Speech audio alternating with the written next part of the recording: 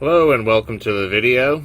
For today's video, the subject is transmissions and transmission gearing on the Dodge Ram trucks with 5.9 and 6.7 Cummins.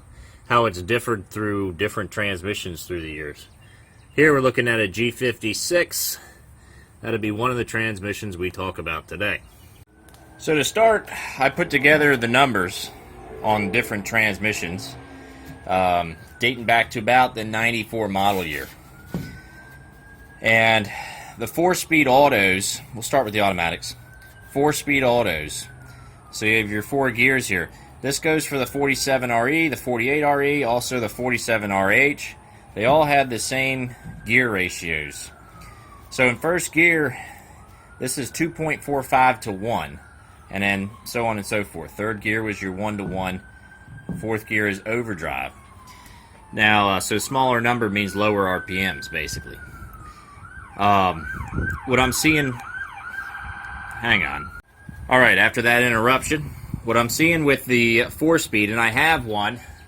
I have a 47RE truck. They're very interesting.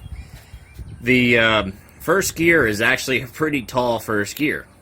As we'll see. It's the tallest first gear of any transmission offered since '94. And then second gear is more run-of-the-mill. Third gear is your 1 to 1. And if you go back before '94, I think they had the 3-speed, which was basically the same transmission as this, except without overdrive. And that would have been your top gear way back in the first gens. And then fourth gear, 0.69, which is a decent overdrive. That 0.69 is a good blend between being a decent towing overdrive and a decent daily driving overdrive, you know, fuel economy wise.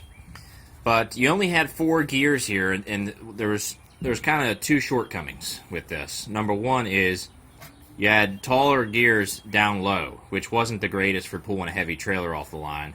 And the overdrive was just okay as far as fuel economy for unloaded daily driving on the highway.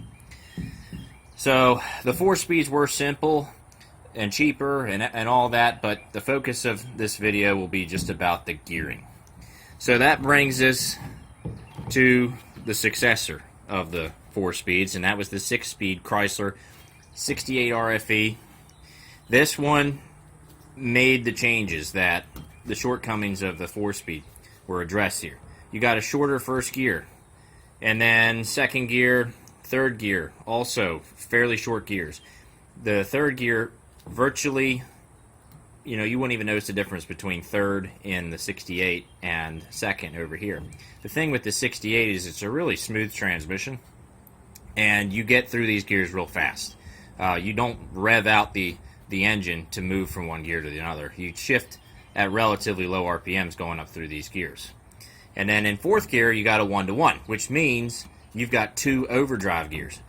So fifth gear ends up being a 0.82, which is decent for towing when you don't want to be in a 1 to 1, but you also don't want to be in a deep overdrive. So a lot of people really desired that up here. Instead of having to choose between too low of RPMs and possibly screaming RPMs in 1 to 1, you now have sort of a middle of the road gear to choose from.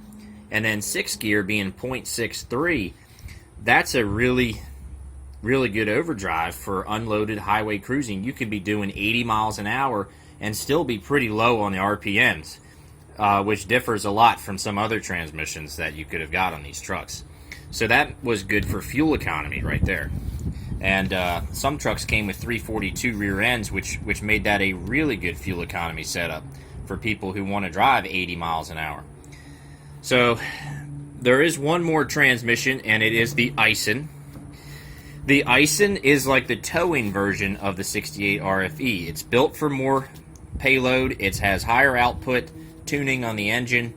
You get more torque when you have this transmission behind the engine, because the tuning was different, because this transmission could handle it. But it's also geared better for towing as well. If you look at first gear, you've got a shorter first gear, 3.75 versus 3.23. Second gear is still in the 2s, which kind of reminds me a little bit more of like a manual transmission, where you've got a couple of short gears down here. And then fourth gear ends up being a 1-to-1. Not to forget about third gear, which is actually taller than what you'd see on the 68 RFE. So you got shorter, and then taller. So when you hit third gear in the icing, you should really start to pull away. You should start to pick up some speed in that gear compared to how you'd feel over here in the 68. And then fifth gear is a little bit taller than the 68, giving you a little bit lower RPMs in that first overdrive. But then sixth gear ends up being exactly the same at 0.63, which gives you those same low cruising RPMs for daily driving as well. So next we're going to move on to the manual transmissions. So the first manual transmission was the NV4500. It was a 5-speed. You can see first gear was unlike anything we saw over here on the automatics. 5.61, extremely short. You wouldn't even use this gear for unloaded driving typically. At least you wouldn't have to if you didn't want to. It's strictly for pulling. And all of the manual transmissions you'll see are geared very much with towing in mind. Much more appropriate for full-time towing. Second gear ends up also very short in the 3s. Then third gear is more of a typical gear, similar to what you'd see as like second gear over here. Very decently close to second gear on the 4 speeds as well. Then fourth gear you get your 1-to-1, and then fifth gear a 0.77, which is a pretty short overdrive. Shorter than any of these transmissions over here significantly. Now the NV4500 was replaced with the 5600. Let's see if we can get those up here. Here we go.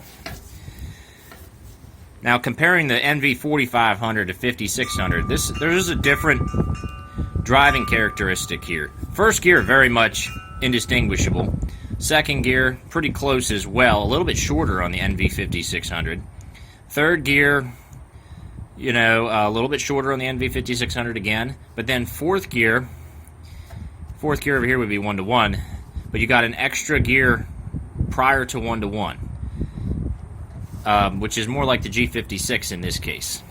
Fifth gear becomes your 1-to-1, and you still have one overdrive at 0.73, but that's a taller overdrive than what you had on the NV4500, and it's not much shorter than what we had over on the 47 and 48 REs. Finally, so this ends up being the most daily drivable because of the lower highway RPMs for unloaded driving, but it's still a pretty short overdrive gear. The G56 is a very interesting one because there's two different kinds. There's two different sets of gears that they put in the transmission. Same transmission, but when the 5.9 came out, they had it super aggressive. In the 6s for first gear, 0.79 as your overdrive ratio, which is not a whole lot deeper than 1-to-1. And then in the 6.7 they changed things up a little bit. They made some of the gears a little bit taller. Third gear is still pretty similar. Fourth gear almost unnoticeable difference. Fifth gear also. But then sixth gear ends up a little bit taller at 0.74, which is very close to the behavior of the NV5600. You may not even notice the difference. That's what I have. I have this one here in my 09. So to conclude this video, I've got a sample scenario here that compares how each transmission will operate at the same conditions. So take, for example, we got a truck with 33-inch tires, 3.73 gear ratio, traveling at 70 miles an hour. These are very rough, I would say, because in real life my trucks are very similar to this setup, and this doesn't hold exactly true. They may differ a little bit.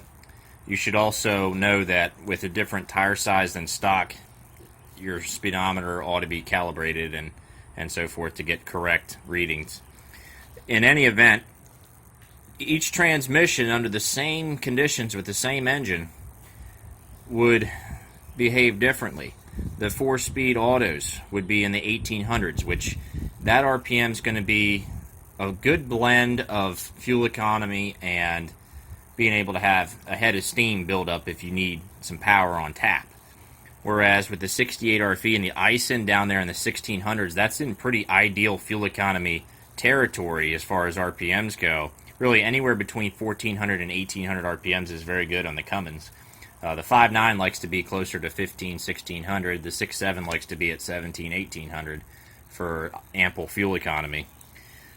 Both trucks have flat torque curves. But now we get into the manuals, and you're over 2,000 here. 2,047 on the NV4500 with this setup. Pretty high on the RPMs, but right where you'd want to be if you were pulling a heavy trailer or you're close to your max towing capacity. This is right where you'd want to be. The NV5600, a little bit more daily driver friendly. It's in the 1900s. That's not too bad. Not too high, I would say. That's actually pretty close to ideal. The G56 with the 6.7, 1967. Big difference here with the 5.9 gears. 2100 RPMs. It's pretty high. It's definitely geared for pure towing right there. 2100, you're definitely spinning over quite a bit of RPMs, and if you were unloaded, you may find that a little obnoxious. I know when my truck had stock tires on, and I have this transmission here, you know, I was over 2,000 with stock height tires, a 32-inch tire. And sometimes I found that obnoxious for daily driving with no trailer because I didn't feel that it was necessary for the truck to actually spin those kind of RPMs. I feel like it could have propelled itself along at 1,600 at that speed, and it had the power to do it. But when you got a big heavy trailer on, you sort of appreciate the RPMs because that's where you want to be. So that when you hit a big hill with a big trailer, you've got, you know, a head of steam and you're ready to roll up that hill, and you don't have to really spin up the engine at all or downshift. So that's the video. Hope y'all enjoyed it and found it informative. I will see you in the next one. Well, if you want to know how to make your Ram ride real smooth, put about 700 or 800 pounds of cinder blocks in the bed. That'll take care of it.